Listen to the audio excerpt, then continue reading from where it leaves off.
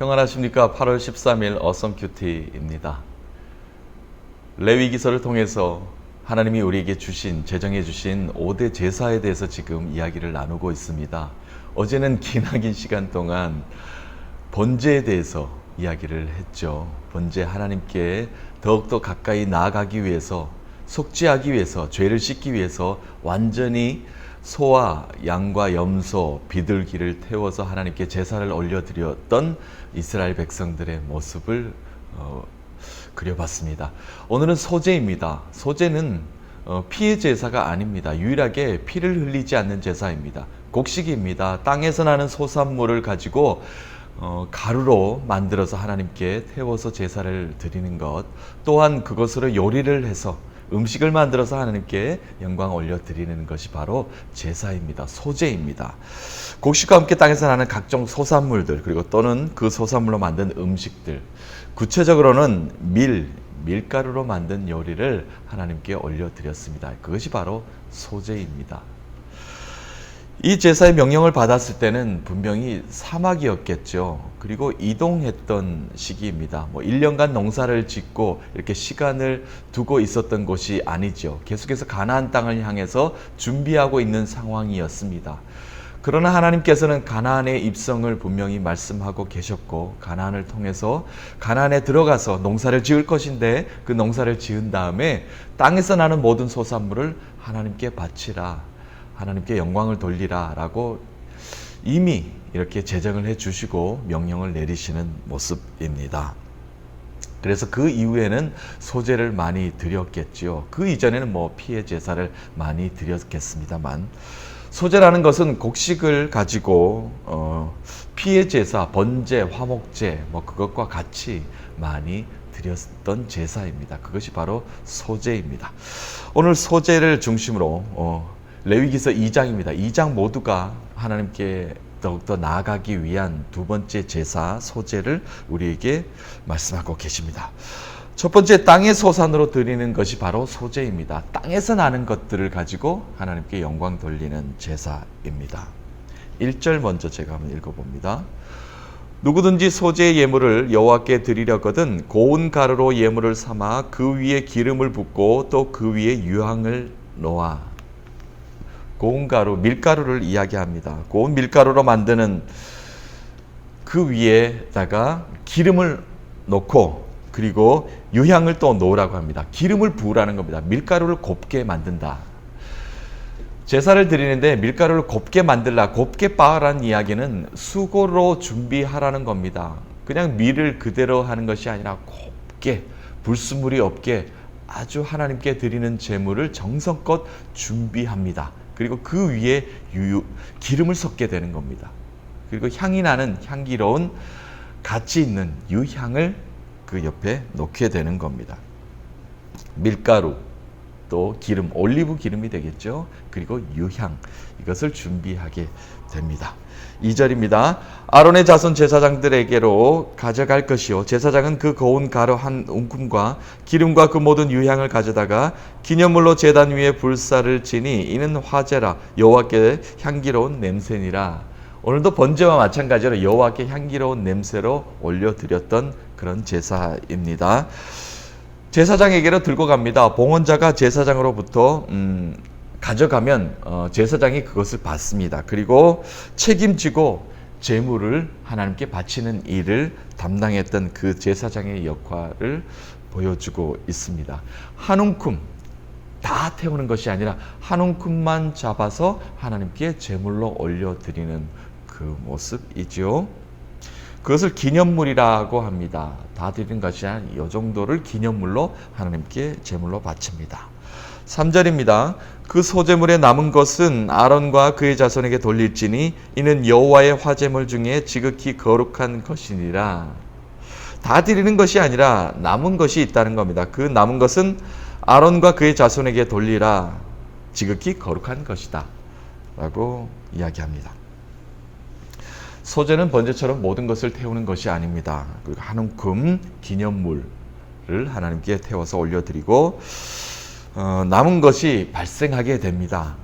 그럼 남은 것은 어떻게 처분해야 되느냐? 남은 것은 버리느냐? 그것이 아닙니다. 기념물 이외에는 거룩한 선물로 제사장의 몫으로 돌아가게 됩니다. 그것을 하나님은 명령하고 계십니다. 제사장의 몫이다. 이것은 이렇게 말씀하고 계셔요.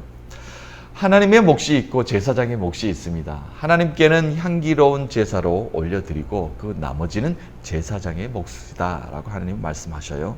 향기로운 냄새의 영광, 또 기념물 이외에 남은 그런 음식들, 그런 것들을 이야기하게 되는 것이죠. 제사장들은 그리고 봉헌자들은 하나님의 영광을 가로챌 수 없습니다. 하나님께 올려드리는 영광은 하나님께 영광으로 올려드립니다. 기념물이 되는 것이죠. 반드시 구별되어집니다. 하나님의 영광 그리고 이 땅에서 우리가 누릴 것들은 반드시 구별되는 것이죠. 그것이 바로 거룩함이 되는 겁니다. 하나님의 영광을 우리가 가로챌 때 거룩함이 아닙니다. 거룩하지 못하게 되는 겁니다. 하나님의 영광을 그대로 보존하는 것, 그것이 바로 거룩함입니다. 레위기서의 전반적으로 흐르는 것이 바로 거룩함입니다. 하나님이 하나님 되심, 하나님의 거룩함을 인정하는 것, 하나님께 영광 돌리는 것, 그것이 바로 거룩입니다. 하나님의 거룩함에 우리가 동참하는 것이 바로 제사입니다. 예배입니다. 하나님의 영광은 반드시 하나님이 받으셔야 되고 그 나머지 화평을 우리가 누리게 되는 것이죠. 가로챌 수 없습니다. 하나님의 영광을 공동체의 리더들이 가로챌 수 없는 것이죠. 우리가 그 영광을 가로챌 수 없게 되는 겁니다. 모든 일은 하나님이 하신 것입니다. 하나님께 영광 돌리는 것, 그것이 바로 예배입니다. 이 땅에서 우리가 하나님께 예배하는 것, 그것이 바로 하나님의 영광을 인정하는 것입니다.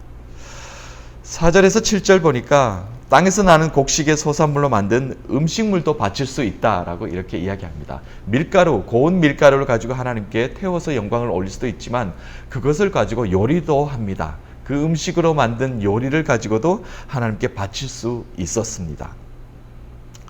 첫 번째로 화덕에 구운 것이 있었습니다. 화덕에다가 구운 것도 하나님께 바칠 수 있었습니다. 두 번째로 철판에 붙인 것도 가능했습니다. 철판에다가 이렇게 밀가루로 요리를 한 것. 세 번째로 냄비에 요리한 것. 구체적으로 지금 이야기가 나옵니다. 냄비에 튀길 수도 있고 그것을 또 요리했겠죠. 냄비에다가 요리한 것도 하나님께 바칠 수 있다라고 하나님은 이렇게 구체적으로 말씀하십니다. 무교병에 대한 이야기가 나옵니다. 화덕에 구운 것이 무교병이 있고 무교정병이라는 것입니다. 무교병이라는 것은 누룩을 넣지 않는 밀가루를 물과 반죽하게 되죠. 물과 반죽한 누룩에 넣지 않는 무교병을 구멍이 중간에 뚫렸습니다. 그 구멍에 뚫린 두꺼운 빵이 되겠습니다. 그것을 하나님께 바칠 수 있다. 또 전병을 이야기합니다. 전병은 불판에 얇게 펼친 그런 빵을 이야기하게 됩니다. 그 두 가지를 화덕에 구운 것으로 하나님께 영광의 제사를 올릴 수 있다. 철판 여러분 아시죠? 그 다음에 냄비 지금과 마찬가지입니다. 그렇게 땅에 소산물 난 것을 그냥 바칠 수도 있지만 이렇게 요리한 음식도 하나님께 바칠 수 있다. 밀가루 소재물과 마찬가지로 남은 것들도 제사장의 몫으로 돌렸습니다. 똑같이 남은 것들은 제사장의 몫이다. 하나님께 영광에 돌릴 몫이 있었고 제사장의 몫이 있었더라는 것입니다. 왜 제사장의 몫으로 이렇게 하나님께서 주라라고 말씀하셨냐면요. 후에 보면은 제사장의 지파들은 곡식을 키울 땅을 분배받지 못하게 됩니다. 권리가 주어지지 않았기 때문에 소재에 남은 것은 제사장에 주라고 하나님께서 이렇게 명령하게 되십니다. 교제하라, 서로 나누라. 제사장의 수고를 너희가 잊어버리지 말라. 너희들이 헌신하는 것에 제사장이 함께하였다. 그것을 인정하라. 하나님의 영광에 동참하였다. 친교를 나누라 라고, 사랑을 나누라 라고 이렇게 명령하고 계신 것이지요. 두 번째, 오늘 2장 말씀에 제물에는 누룩과 꿀을 넣지 말고 오직 소금을 치라 라고 명령을 하십니다. 여기서 누룩과 꿀이라는 것은 아마도 부패와 변질되는 것, 그냥 순전하고 온전하고 정결한 것만 하나님께 바치라라고 말씀하시는 것입니다. 누룩은 변질되게 만듭니다. 부패하게 만듭니다. 꿀도 마찬가지입니다. 이때는 꿀을 넣을 때는 맛이 변질되었다고 합니다. 그 순전하고 온전한 본질을 훼손시키는 것이죠. 꿀의 맛이 아니라 원래 밀의 맛, 밀가루의 맛, 원래 곡식 나오는 그 땅의 소산물 그대로 하나님께 영광을 돌리라, 바치라 라는 의미가 있습니다. 11절 한번 읽어봅니다. 너희가 여호와께 드리는 모든 소제물에는 누룩을 얻지 말지니 너희가 누룩이나 꿀을 여호와께 화제로 드려 사르지 못할지니라. 12절 처음 익은 것으로는 그것을 여호와께 드릴지나 향기로운 냄새를 위하여는 제단에 올리지 말지며. 13절 내 모든 소제물에 소금을 치라. 내 하나님의 언약의 소금을 내 소제에 빼지 못할지니 내 모든 예물에 소금을 드릴지니라. 아멘.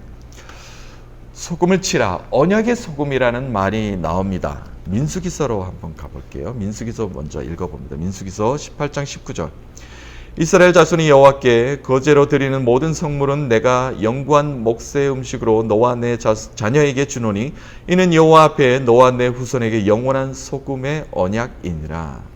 소금의 언약이라는 말 민수기에서 역대하 13장입니다. 15절 13장 5절 이스라엘 하나님 여호와께서 소금 언약으로 이스라엘 나라를 영원히 다윗과 그의 자손에게 주신 것을 너희가 알 것 아니냐. 하나님과의 언약을 이야기할 때 소금입니다. 변함이 없게 만든다는 겁니다. 부패하지 않습니다. 썩지 않습니다. 소금의 언약이라고 이렇게 성경은 구약은 말씀하고 계십니다. 하나님과 인간, 하나님과 이스라엘 백성들의 맺은 언약을 소금의 언약이라고 이렇게 표현하고 있습니다. 그와 마찬가지로 언약의 소금을 치라, 언약의 소금을 뿌리라. 음식에 땅에 난 소산물, 하나님이 주신 땅, 하나님의 백성들이 그곳에서 열심히 땀을 흘려서 만든 그 소산물을, 첫 번째 소산물을 하나님께 드리는데 언약의 소금을 치라라고 말씀하고 계십니다. 14절과 16절, 15절, 16절 말씀, 오늘 마지막 말씀입니다. 소제의 예물. 너는 첫 이삭의 소제를 여호와께 드리거든 첫 이삭을 볶아 찌은 것으로 내 소제를 삼되 그 위에 기름을 붓고 그 위에 유향을 더할지니 이는 소제니라.